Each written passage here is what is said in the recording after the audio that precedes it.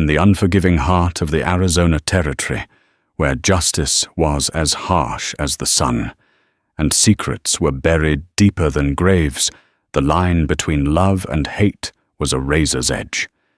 This isn't a tale of heroes and villains, but of the scorched earth between them. It's the story of Clara Hayes, a sheriff's daughter who followed her heart and committed the ultimate sin. She saved the life of a dying Apache warrior. But this act of mercy would not be rewarded with peace. It would be answered with fire and fury when the warrior she saved, Cale, returned not as a grateful survivor, but as a vengeful chieftain to burn her town to the ground and claim her as his bride in the smoldering ashes. This is the story of a reckoning that forged a legend. The town of Redemption Bluff baked under the relentless gaze of the 1878 Arizona sun. It was a place built on second chances and forgotten sins, a dusty collection of clapboard buildings clinging to the edge of a vast, indifferent wilderness. For Clara Hayes, the daughter of Sheriff Jedediah Hayes, it was less a sanctuary and more a beautifully constructed cage. At 19, her world was meant to be one of church social's needlepoint and a suitable marriage to a man who could offer security. Her father, a man whose principles were as unyielding as the granite bluffs that gave the town its name, saw her future as another foundation stone for the community he had sworn to protect. Clara, however, possessed a spirit that chafed against the confines of Redemption Bluff. She found more solace in the whispering cottonwoods along Crimson Creek than in the drone of Pastor Michael's Sunday sermon. It was there in the dappled shade where the town's authority began to fray that her life was irrevocably fractured. She was gathering wild mint when she first smelled it, the coppery metallic tang of blood thick and heavy in the dry air. It was a scent she knew from her father's work, a scent that always heralded tragedy. Her heart hammered against her ribs, a frantic bird in a cage of bone. Caution screamed at her to run back to the safety of the town's main street, but a deeper, more insistent curiosity pulled her forward. Following the scent downstream, she pushed through a thicket of willows and gasped. There, half submerged in the shallow, rust-colored water, was a man, an Apache warrior. He was young, perhaps only a few years older than her, with a proud, angular face, now pale beneath its sun-darkened skin. His long black hair was matted with blood and mud. A crude, bloody bandage was wrapped around his side, soaked through from a wound that looked deep and grievous. A U.S. Army cavalry rifle lay in the mud a few feet away, suggesting a skirmish had gone terribly wrong for him. He was an enemy. That was the first drilled-in lesson of her life. The Apache were specters of the wilderness, the reason for the town's high stockade, and the ever-present tension that hummed just beneath the surface of daily life. Her father had lost deputies to their raids. Settlers on the outskirts had lost everything. To help him was treason. To be found helping him was a death sentence, if not by the law, then by the swift, brutal judgment of her neighbors. As she watched, his eyes fluttered open. They were not the eyes of a monster from a campfire story. They were dark, deep-set, and filled with a blazing, defiant pain. He saw her, and for a moment his hand twitched towards a knife sheathed at his hip. The effort cost him, and a groan of pure agony escaped his lips. His body went limp again, his head lolling back into the water. In that instant, the drilled-in lessons of fear and prejudice evaporated, replaced by a raw, overwhelming wave of compassion. He was not an Apache warrior. He was a dying man. "Stay still," she whispered the words, feeling foreign and foolish. Her hands trembled as she waded into the creek. The water was shockingly cold against her ankles. She knelt beside him, her calico dress instantly soaked. With a strength she didn't know she possessed, she managed to grip him under the arms and drag his torso fully onto the muddy bank. He was lean but heavy with muscle, and the effort left her breathless. His eyes opened again, this time filled with a wary confusion. He watched her every move as she gently unwrapped the bandage from his side. The wound was worse than she'd imagined, a ragged tear from a bullet or a blade inflamed and seeping. It needed stitching. It needed carbolic acid and clean wrappings. It needed Dr. Alastair Finch, a service she could never request. Panic warred with resolve. Her mind raced through the town's layout, seeking a sanctuary. The old line shack, abandoned for years, stood a mile up the creek, hidden by a stand of ancient junipers. It was dilapidated, forgotten. Perfect. "I'm not going to hurt you," she said, looking directly into his fierce eyes. She didn't know if he understood her words, but she hoped he understood her intent. "Can you stand if I help you?" He gave a slight, almost imperceptible nod. The agreement was a spark of trust in a world of hatred. Leaning on her, his weight a crushing burden, they began the slow, agonizing journey. Every step was a testament to her rebellion. She wasn't just saving a man. She was betraying her father, her town, and everything she had ever been taught. She was stepping out of her cage and into the wilderness, and she knew with a terrifying certainty that she could never fully go back. The line shack was more ruin than shelter. The roof sagged, and slats were missing from the walls, allowing dusty shafts of light to pierce the gloom. But it was private, and the single wooden cot inside, though covered in a thick layer of dust, was a godsend. Lowering the warrior onto it felt like the final irreversible act of her new secret life. For the next 3 days, Clara lived a double existence. By day, she was Clara Hayes, performing her duties with a forced, brittle smile. She helped the Ladies' Auxiliary plan the Fall Harvest Festival, endured conversations about quilting patterns, and deflected the clumsy proprietary advances of Silas Croft.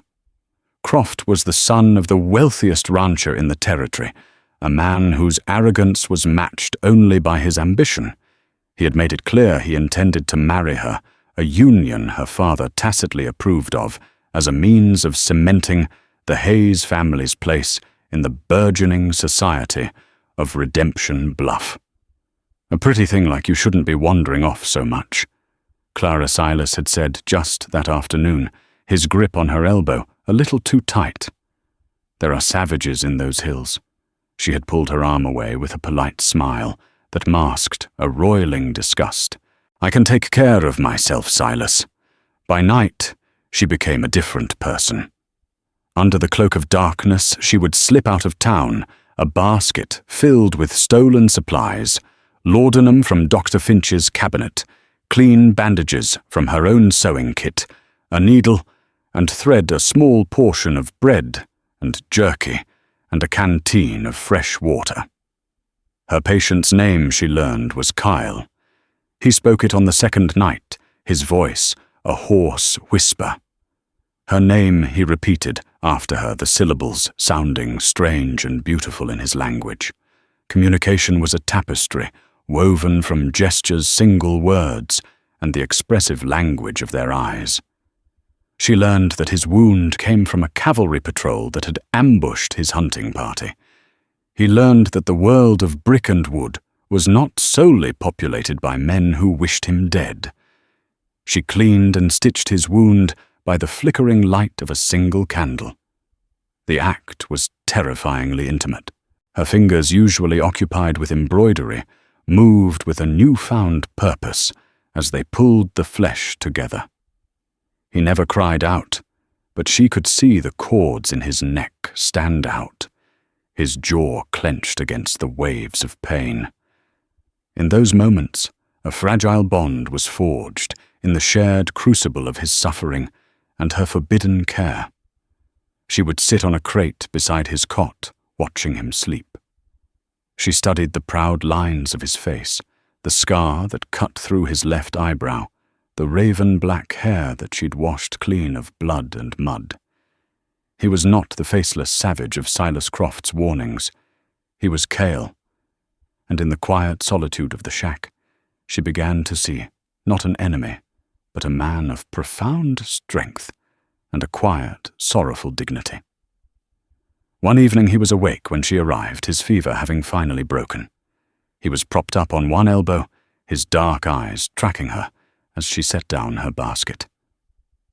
"You save me," he said the English words, slow and deliberate. Why, the question hung in the air between them, simple and profound. Why had she could have left him to die. It would have been the safe, sensible thing to do. "Because you were hurt," she replied, her voice soft. "Because no one deserves to die alone in a creek." He considered her answer, his gaze unblinking. He reached out and, with a surprising gentleness, took a strand of her light brown hair between his fingers, studying it as if it were a rare and precious thing. The touch was electric, a jolt that ran from her scalp to her toes. Her breath caught in her throat. The tiny dilapidated shack suddenly felt charged the air thick with an unspoken truth that was both terrifying and exhilarating. He then looked at his own dark skin, at the leather of his breeches, and then back at her pale face and calico dress. With a single gesture he had articulated the vast, seemingly insurmountable gulf between their worlds. Yet in that same moment, with his finger still near her face, the gulf had never seemed so small. The secret could not last. Redemption Bluff was too small, its web of gossip too intricate. Beatrice, the mercantile owner's daughter and Clara's closest friend, noticed her withdrawn nature and the faint dark circles under her eyes. Her father, Sheriff Hayes, a man trained to see what others missed, grew suspicious of her late-night walks and the missing medical supplies from their home. "You seem troubled, daughter," Jedediah said, one evening over dinner. His voice calm, but his eyes sharp with inquiry. "Is Silas Croft bothering you again?" No, Father. Clara lied, her gaze fixed on her plate. "Just tired. The heat." Her father didn't press, but she felt his scrutiny like a physical weight. The walls were closing in. Kyle was healing. The color had returned to his face, and he could now stand and walk around the small shack without her support. The impending departure hung between them, a sad, inevitable storm cloud. He knew as she did that his presence so close to the town was a lit fuse. On the last night, a full moon bathed the landscape in an ethereal silver light, making her journey to the shack even more perilous. She found Kyle standing outside, gazing towards the distant mountains that marked the edge of his people's territory. He turned as she approached his silhouette, tall and imposing against the starry sky. "I must go," he said without preamble. His English had improved, pieced together from their quiet conversations. Clara's heart clenched. She had known this moment was coming, but the finality of his words was a physical blow. "I know. You will be in danger if I stay." He stepped closer, and the air crackled with the same intensity she'd felt that first night. "Your people, they would not understand." "No," she whispered. "They wouldn't." He reached into a small leather pouch at his waist and pulled out an object. He pressed it into her palm. It was a small, smooth river stone, dark and cool to the touch. Carved into its surface was the delicate shape of a hawk in flight. "So you remember," he said, his thumb brushing against hers. "I won't forget," she promised, her voice thick with emotion. He looked down at her, his expression unreadable in the moonlight. His gaze was so intense, it felt as if he were memorizing every feature of her face. He lifted a hand and gently cupped her jaw, his calloused thumb stroking her cheek. It was a gesture of profound tenderness that belied the violent world he came from. "Clara Hayes," he said her name, a solemn vow. "I will come back." He didn't say for what. He didn't say when. The promise was raw, ambiguous, and utterly powerful. Was it a promise of gratitude? A promise of friendship? Or was it something more? Something that echoed the unspoken longing that had grown between them in the dusty silence of the shack. Before she could ask, he leaned in and pressed his lips to hers. It was not a gentle, tentative kiss. It was fierce and desperate, a collision of two worlds, a sealing of their impossible bond. It tasted of the wilderness of loss and of a promise that now bound her to him, body and soul. Then, as quickly as it began, it was over. He pulled away his eyes, holding hers for one last heart-stopping moment. "Wait for the hawk's cry," he whispered. And then he was gone, melting into the shadows of the junipers as silently as he had appeared. Clara stood alone in the moonlight, her fingers wrapped tightly around the stone hawk, the ghost of his kiss burning on her lips. She didn't know that his promise was not just for her. It was a promise of return, and its fulfillment would be born not of love but of blood and fire. A year passed. The seasons turned, painting the bluffs in the ochre of autumn and the stark white of a rare winter snow. For Clara, the world had lost its color. The memory of Cale was a constant aching presence. She carried the stone hawk in a pocket sewn into her petticoat, its smooth surface a secret talisman against the crushing monotony of her life. She scanned the skies for hawks and listened for a cry that never came. Her father, relieved by her return to a semblance of normalcy, renewed his efforts to secure her future. Silas Croft became a more persistent shadow, his proposals of marriage growing more impatient. He saw her as a prize, the final piece he needed to consolidate his family's power in the territory. Her refusals only hardened his resolve. "You're a fool, Clara," he sneered one afternoon, cornering her outside the church. "Your father's a respected man, but he has no wealth. I can give you everything. A house in Tucson, fine dresses, servants. Why do you insist on this maidenly pride?" "Because I do not love you, Silas," she said, her voice cold. "And I never will." His face twisted into an ugly mask of wounded pride. "You'll regret that. There are other ways to get what I want."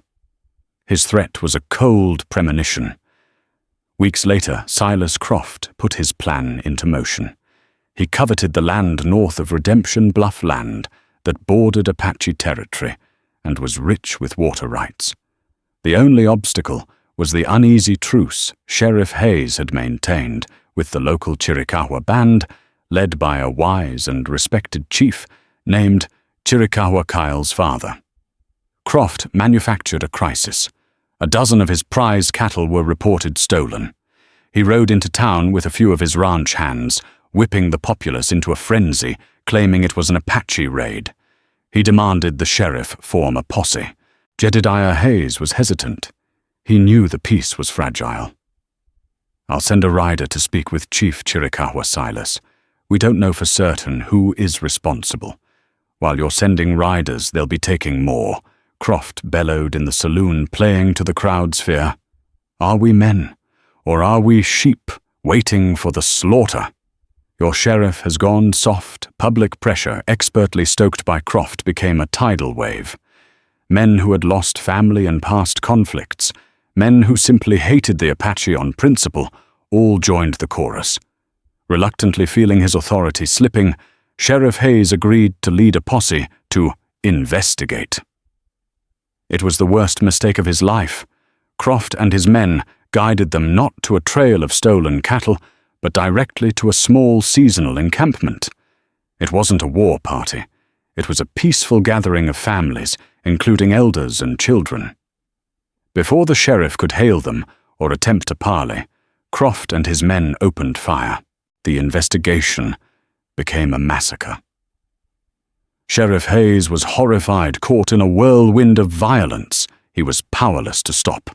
He fired his own pistol into the air, screaming for them to cease fire, but his voice was lost in the cacophony of gunfire and death cries. When the smoke cleared, more than 20 Apache were dead. Among them, shot in the back as he tried to shield a child, was Chief Chiricahua. The posse rode back to Redemption Bluff as heroes. Silas Croft was lauded for his decisive action. Sheriff Jedediah Hayes was sickened the cheers of the townsfolk, turning to ash in his mouth. He knew he had been manipulated, his badge used to sanctify a land grab. He confronted Croft privately, his face a grim mask of fury. "That was murder, Silas," he hissed. "You lied to me." Croft just smiled, a cold reptilian gleam in his eyes. "I protected this town's interests, Sheriff. History won't care about the details. And besides, who are they going to believe, me or a dead savage?" Far away in the high mountains, a scout brought the devastating news to Cale. His father was dead, his people slaughtered. And the man who had led the attack wore the badge of the Redemption Bluff Sheriff, the father of the woman who had saved his life. The woman he had promised to return to. The stone hawk in Clara's pocket suddenly felt like ice. The memory of his kiss turned from a sweet promise to a bitter poison. In his grief and rage, love and betrayal merged into a single all-consuming purpose. He would return to Redemption Bluff. He would fulfill his promise. But he would not come as a suitor. He would come as a reckoning. The attack came not with a warning, but with the sudden, terrifying silence of a stopped clock. One moment, Redemption Bluff was drowsing in the late afternoon heat. The next, a pillar of black smoke was rising from the Croft Ranch on the edge of town. A second plume erupted from the livery stable. There was no charge, no wild whooping, just a silent, methodical campaign of fire. Panic, swift and absolute, seized the town. People spilled out of the mercantile and the saloon, their faces turning from confusion to stark terror. Then the arrows came. They were not aimed at the people cowering in the street, but at buildings. Flaming arrows wrapped in oil-soaked racks thudded into the wooden roofs of the land office, the assay office, and most pointedly, every building owned by Silas Croft. Sheriff Hayes, his face grim and etched with a terrible understanding, organized a frantic defense. Men with rifles took positions in second-story windows, their shots ringing out into the chaos. But they were firing at ghosts. The attackers were shadows moving with practiced ease through the alleys and across the rooftops, their targets chosen with chilling precision. This was not a raid. It was an execution. Clara watched from the window of the sheriff's office, her heart a frantic drum against her ribs. She saw the riders then emerging from the smoke like vengeful spirits. At their head was a warrior who sat his pinto warhorse with an authority that commanded the chaos around him. His face was streaked with black and white paint, a fearsome mask of war. But she knew him. Even through the paint, the smoke and the distance, she knew the set of his shoulders, the intensity of his gaze. It was Cale. The name was a choked whisper on her lips. This terrifying war chief, this architect of destruction, was the man she had healed, the man she had kissed, the man she had waited for. The hawk's cry had come, but it was a shriek of vengeance. The fighting was brief and brutal. The town's defenders were outmaneuvered, their resistance collapsing as the fires spread, threatening to consume the entire town. Kyle led his warriors not on a path of indiscriminate slaughter, but on one of symbolic destruction. They were burning away the town's greed. Finally, as the sun began to set, casting long, bloody orange shadows across the smouldering street, a horn sounded a single mournful note. The attacks ceased. The unseen warriors melted back into the wilderness from which they had come. A tense, smoke-filled silence descended, broken only by the crackle of flames and the weeping of the terrified. Kyle remained. He rode his horse slowly into the center of the town square, the symbol of its civic pride, now a ruin of charred wood and shattered glass. He was alone, but he commanded the space as if backed by an army of 1,000. His eyes, cold and hard as obsidian, swept over the faces of the townspeople who were slowly emerging from their hiding places. He was looking for someone.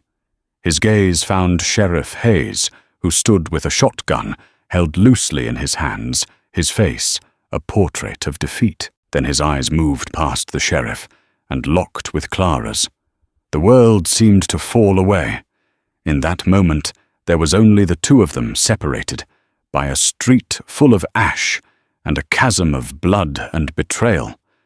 The war paint could not hide the pain in his eyes, a deep, harrowing grief that she now understood was the fuel for this inferno. Silas Croft, emboldened by the warrior's solitude, stepped forward, his face red with fury. "You'll hang for this, you filthy savage!" he screamed, raising a pistol. Before he could fire, an arrow faster than sight flew from the roof of the mercantile and embedded itself in Croft's wrist. He screamed and dropped the gun. Kyle did not even flinch. His focus remained entirely on Clara and her father. Jedediah. Kyle's voice boomed across the square, sharp and clear, laced with an authority that brooked no argument. "You led the murderers who killed my father. You broke the peace. Your town is built on lies and stolen land." He paused, letting the accusation settle over the stunned crowd. "By the law of my people, your debt is a life for a life, your town for my village. But I will be merciful." He swung his leg over his horse and dropped to the ground, moving with a predator's grace. He walked directly toward the sheriff's office, his eyes never leaving Clara. "Your debt," Kyle declared, his voice dropping, "but losing none of its power will be paid by your daughter. I have come back for what is mine." The town square held its breath. Kyle's declaration was a thunderclap in the unnatural silence, an edict delivered from a conquering king. Sheriff Jedediah Hayes raised his shotgun, the twin barrels leveling at Kyle's chest. The metallic clicks of hammers being cocked echoed from a dozen other rifles around the square. "You'll take her over my dead body," Jedediah growled, his voice trembling with a mixture of rage and fear. Kyle stopped just 10 feet away. He showed no fear, only a profound, weary contempt. "Your death will not settle this. The blood of my father cries out for justice, not more vengeance." "You were deceived, Sheriff. But a leader who is so easily deceived is not a leader. He is a puppet." He turned his burning gaze on Silas Croft, who was clutching his bleeding wrist. His face, a mask of pain and hate. "Tell them Pindalikoyi Kyle spat, using the Apache word for white eyes. Tell them how your cattle were not stolen. Tell them how you led this good sheriff to a camp of women and old men. Tell them you murdered my father for water rights and grazing land." "He's lying," Croft shrieked. "He's a savage, a murderer. Don't listen to him." The crowd murmured, their loyalties torn. They had seen Croft's ambition, his greed. But Kyle was the one who had just brought fire and death to their doorsteps. It was Clara who broke the stalemate. She pushed past her father, ignoring his desperate plea for her to stay back, and walked into the open space between the two men. She stopped directly in front of Kyle, forcing him to look at her, to see the woman he had known, not just the symbol of his enemy. "Is it true?" she asked, her voice clear and strong, cutting through the tension. "Did my father lead the men who killed Chief Chiricahua?" The use of his father's name seemed to momentarily break through Kyle's armor of rage. A flicker of the man she had nursed, the man she had kissed, surfaced in his eyes. He wore the star, Kyle said, his voice softer, meant only for her. He stood and watched as Silas Croft shot my father in the back. Clara turned to her father, her heart breaking. She saw the truth in his shame-filled eyes, in the way he couldn't meet her gaze. He hadn't pulled the trigger, but his authority had been the bullet. Her resolve hardened. She was no longer just a sheriff's daughter. She was the fulcrum on which the fate of the town now rested. She turned back to the crowd, her voice ringing with a conviction she never knew she possessed. "I believe him," she announced. "I know Silas Croft. I know his greed. How many of you has he threatened or cheated for a parcel of land? He has wanted the northern pastures for years." She walked over to the whimpering Croft.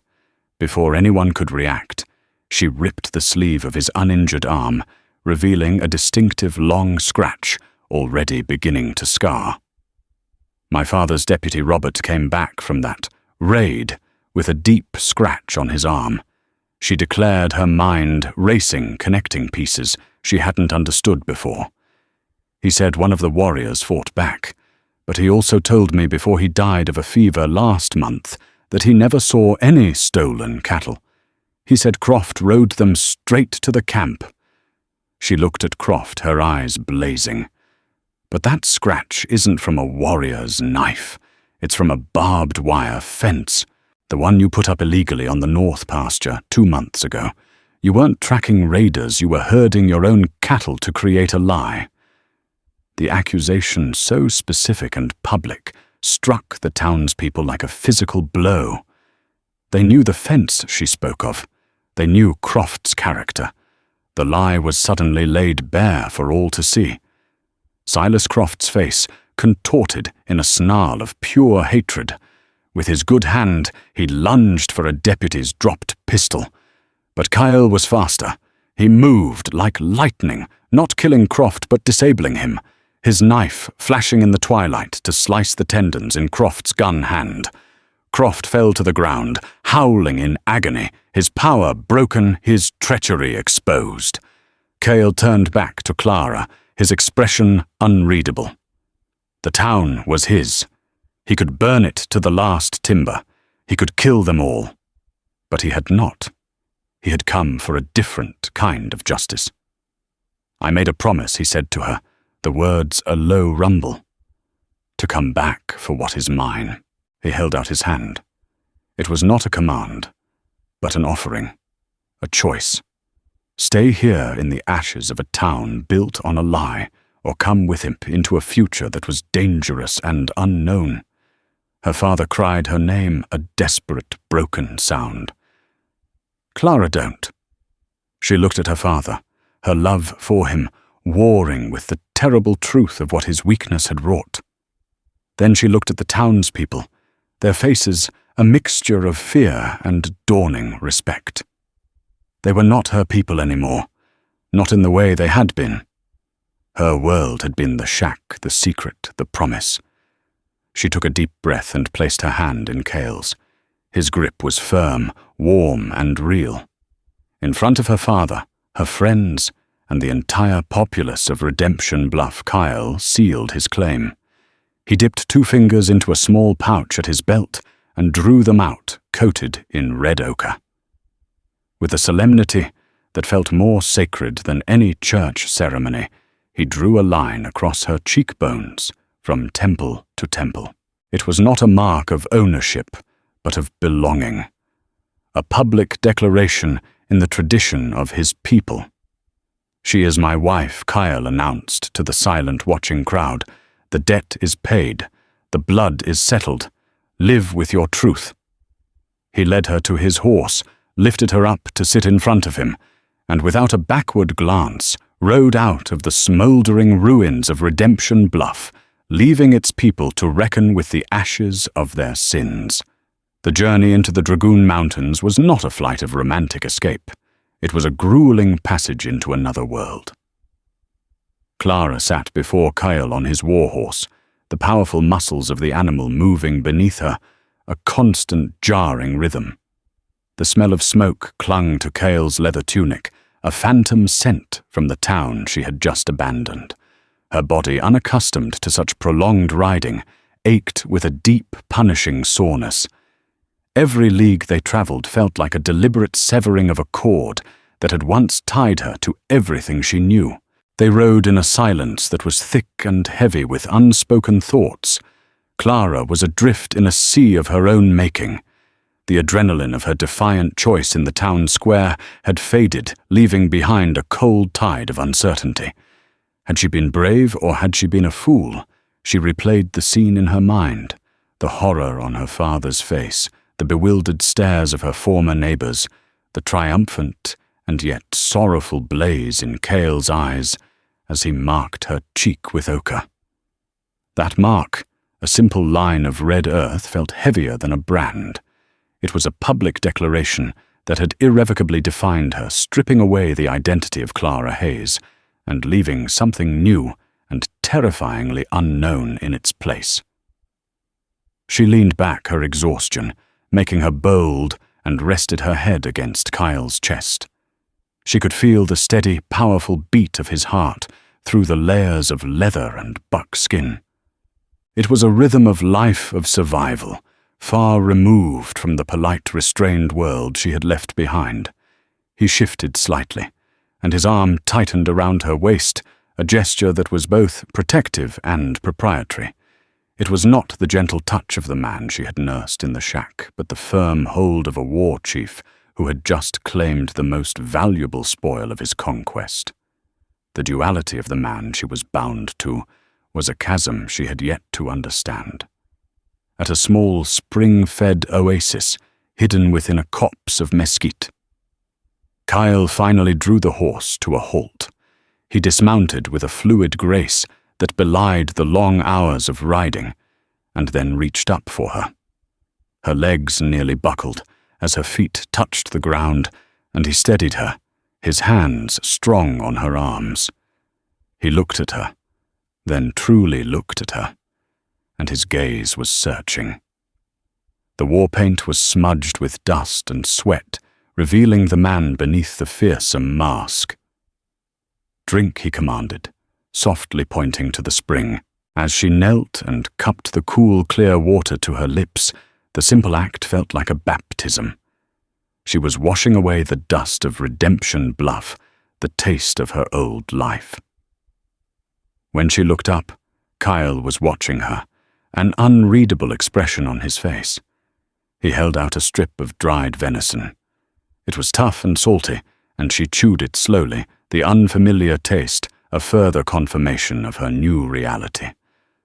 "My people, they will not understand you," he said, breaking the long silence. His voice was low, a warning. "They see only your father's star, the color of your skin, the daughter of their sorrow. And what do you see?" She asked, her voice barely a whisper, yet the question was a demand. He was silent for a long moment, his eyes tracing the red mark he had put on her face. "I see the woman who saved my life, and I see the woman who will cause me more trouble than a whole troop of cavalry." A faint, almost imperceptible smile touched the corner of his mouth before vanishing. "Eat. We ride again before the moon is high." They arrived at the new camp as the first rays of dawn painted the eastern sky in hues of rose and gold. It was a place of breathtaking, rugged beauty, nestled in a hidden canyon, fortified by sheer rock walls. The air was crisp and smelled of pine and cedar. Smoke curled from the tops of a dozen wickiups dwellings, constructed of branches and hides that seemed to grow from the earth itself. But the beauty of the place was lost on Clara as she felt the weight of dozens of eyes upon her. As Kyle led the horse into the camp, a hush fell. The sounds of mourning, the chatter of women, the laughter of children, the barking of dogs died away, replaced by a hostile, potent silence. Faces peered from the openings of dwellings, faces etched with grief and deep-seated hatred. An old woman, her face, a mask of wrinkled fury, spat on the ground near Clara's feet. A young warrior, his arm in a sling from a wound likely received during the raid on her town, stared at her with such undisguised contempt that she physically flinched. They were not seeing a person. They were seeing a ghost, a living embodiment of their pain. She was the enemy delivered into their midst by the very leader they had chosen to avenge them. Kyle ignored the stares. He swung her down from the horse and led her towards a wickiup, slightly larger than the others, set apart near the base of the canyon wall. "This is my dwelling. You will stay here," he said, his tone leaving no room for argument. Inside it was dark and smelled of earth leather and smoke. A few furs were piled for sleeping, and some pouches and tools hung from the curved wooden frame. It was a space of pure function of survival. He left her there at the entrance and turned to face his people. His voice, speaking in the flowing, guttural sounds of the Chiricahua language, rose to fill the camp. She couldn't understand the words, but she understood the tone. It was a commander giving orders, quelling a rebellion before it could begin. He was telling them that she was his, that his decision was final, that she was to be left alone. For now. The first weeks were a trial by fire. Clara was an island of one in a sea of shared history and culture. Her calico dress, already tattered from the journey, was a flag of foreignness. The language was an impenetrable wall, leaving her isolated in a world of sounds she couldn't comprehend. Loneliness was a physical ache, a constant companion more present than Kyle himself. He was consumed by the duties of a chief, leading hunting parties, planning the tribe's defense against the inevitable army patrols, and settling disputes. He was a pillar of strength for his people, but to Clara, he was often a distant shadow, a man who shared her sleeping furs at night, but whose mind was 1,000 miles away. Her attempts to be useful were met with either scorn or cold indifference. She tried to help a group of women scraping a deer hide, only to cut it clumsily, ruining hours of their work. The glares she received were sharper than any knife. She tried to grind corn with a stone mano, and Metat her soft hands, quickly blistering her efforts, producing a coarse, gritty meal that one of the women disdainfully threw to the dogs. The most open hostility came from a warrior named Taza. His younger brother had been one of the first to die in the massacre at the old camp. He saw Clara's presence as a profound insult to his brother's memory.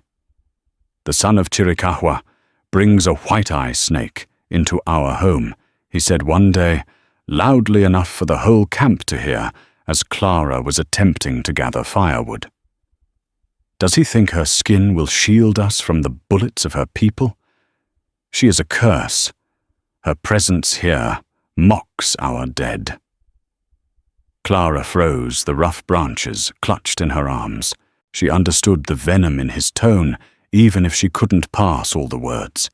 She kept her back to him, her knuckles white, and forced herself to keep walking, refusing to give him the satisfaction of seeing her fear or her tears. Her only salvation came from an unexpected source. An older woman named Narlin Kale's maternal aunt watched Clara's clumsy efforts and her silent endurance with shrewd, observant eyes. Narlin's husband had also died in the massacre, yet her grief had not curdled into the blind hatred that consumed Taza. One afternoon, after watching Clara struggle to light a fire with a bow drill, her hands raw and her spirit near breaking, Narlin strode over. She snatched the drill from Clara's hands with an impatient grunt, and with a few deft, practiced motions, coaxed a glowing ember from the hearthboard. She then looked at Clara, pointed to the fire, and said a single clear Apache word. Then she pointed to the wood and said another. She continued this way for an hour, naming the objects around them, her expression stern, her voice demanding. It was not an act of kindness. It was an act of brutal pragmatism. If this strange white woman was to live among them, she could not be a useless burden. From that day forward, Narlin became Clara's reluctant and often terrifying teacher. She taught Clara how to stitch buckskin with an awl and sinew, how to find edible roots, how to listen to the language of the birds for warnings. The lessons were harsh and praise was non-existent, but under Narlin's tutelage, Clara slowly, painstakingly began to transform. Her hands calloused and grew strong. Her skin darkened under the sun. She learned to move quietly, to observe, to listen more than she spoke. She began to pick up the language, her mind clinging to words and phrases, piecing together the rhythm of her new world. And as she learned, the people of the tribe began to see her differently. They no longer saw just the sheriff's daughter. They saw a woman of startling resilience, a woman who worked from before sunrise to after sunset, without complaint, a woman who bore their scorn with a quiet dignity they were forced to respect. One evening, a sickness swept through the camp, a fever that left children weak and wailing. The tribe's medicine man did what he could with chants and sacred pollen, but the fever persisted. Clara watched, her heart aching for the worried mothers. She recognized the symptoms, similar to an affliction that had passed through Redemption Bluff 2 summers prior. She remembered Dr. Finch using a tea brewed from the leaves of a specific willow that grew near water. Risking Narlin's wrath, she slipped away from the camp and made her way down to the canyon stream. She found the willows just as she'd hoped. She gathered the leaves and bark, and back at the camp she prepared a bitter tea. She approached a young mother whose infant was burning with fever, and with the few words she had tried to explain. The mother looked at her with fear and suspicion, but the baby's weak cries spurred her to desperation. She allowed Clara to give the infant a few spoonfuls of the tea. By morning, the baby's fever had broken. Word spread like wildfire. Soon, other mothers were seeking her out. Clara worked for 2 days, brewing her simple remedy, helping Narlin and the other women tend to the sick. Taza watched her, his face a storm cloud of conflicting emotions. She was saving their children with the knowledge of her people, the same people who had murdered his brother. The paradox was a challenge to the simplicity of his hatred. While the town she'd left behind faded into memory, its story continued. A traveling fur trapper passing through the rebuilt Redemption Bluff heard the tale from the blacksmith. He learned how Silas Croft, shamed and crippled, had sold his family's holdings for pennies on the dollar and fled the territory. He heard how Sheriff Jedediah Hayes had quietly pinned his star to his office door and ridden out of town one morning, never to be seen again. The townspeople, the blacksmith said, spoke in hushed tones of the day the Apache came. They didn't speak of savages anymore. They spoke of a reckoning of a wronged son who had exacted a terrible and precise justice. And they spoke of the sheriff's daughter Clara, who had become something else entirely. She's their queen now, some say. The blacksmith had mused, hammering a hot piece of iron. The white Apache. Clara was no queen. She was a survivor, a novice in a world that demanded expertise, but she had earned her place. The turning point came when a tribal council was held. Taza, his animosity given a new edge by her recent success, publicly challenged Kyle's leadership. "You brought this woman here as a prize," Taza declared, his voice ringing off the canyon walls. "But she has wormed her way into our lives with her white man's magic. How long before she betrays us? Her loyalty is to her blood." Before Cale could respond, Clara stepped forward into the circle of men. Narlin hissed at her to stay back, but Clara ignored her. She faced Taza, her gaze steady. "My blood was spilled in the dirt of a town that betrayed its own law," she said, her Apache halting but clear. Practiced in secret with Narlin. "My loyalty is not to blood. It is to truth. And to justice." She looked from Taza to the council of elders, her eyes sweeping over their stern faces. My loyalty is to the man who showed me what those words mean. My loyalty is to Kyle, and to his people who have become my people." A stunned silence followed her words. It was Kyle who broke it. He rose to his full height and walked to stand beside her, placing a hand on her shoulder. "Taza's brother was my friend. His blood cries out as my father's does." Kyle said, his voice resonating with authority. "But vengeance is a fire that consumes the hungry. This woman is not our enemy. She has healed our children. She has worked beside our women. She has honored our ways. She has shown a spirit worthy of the people." He looked directly at Taza. "Her loyalty is no longer in question. Is yours the challenge was undeniable." Taza, outmaneuvered and publicly shamed, lowered his eyes and gave a curt nod. He had lost. From that day on, the open hostility ceased, replaced by a grudging, hard-won acceptance. Weeks later, Kyle returned from a long patrol tracking cavalry movements. He found Clara on a high ridge overlooking the canyon, watching the sunset paint the vast landscape in fiery colors. He came to stand beside her, the comfortable silence between them, a testament to how far they had come. He reached into a pouch at his belt and pulled out a small, smooth river stone. Carved into its surface was the delicate shape of a hawk in flight. It was the twin to the one she still carried, sewn safely into the waistband of her new buckskin dress. "My father carved this for my mother when he took her as his wife," he said softly, his voice full of a rare, unguarded emotion. He told her the hawk is a sacred messenger. It flies between the world of the Sky Father and the world of the Earth Mother. It sees all things. It understands both worlds. He met her gaze, and in his dark eyes she saw none of the vengeful warrior who had burned her town. She saw the man she had healed, the man she had chosen, the leader who carried the weight of his people's survival on his shoulders. "When I was wounded," he continued, his voice a low murmur, "and I woke up in that shack, I thought I had crossed over into the spirit world. I saw you with your pale skin and light hair, and I did not know if you were an angel or a demon." He gently touched the red ochre mark on her cheek, a gesture he had never made before.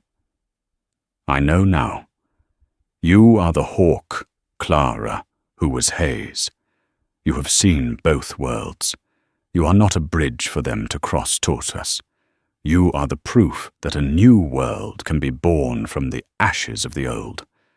She leaned her head against his shoulder, her fingers finding his, their hands intertwining around the cool stone.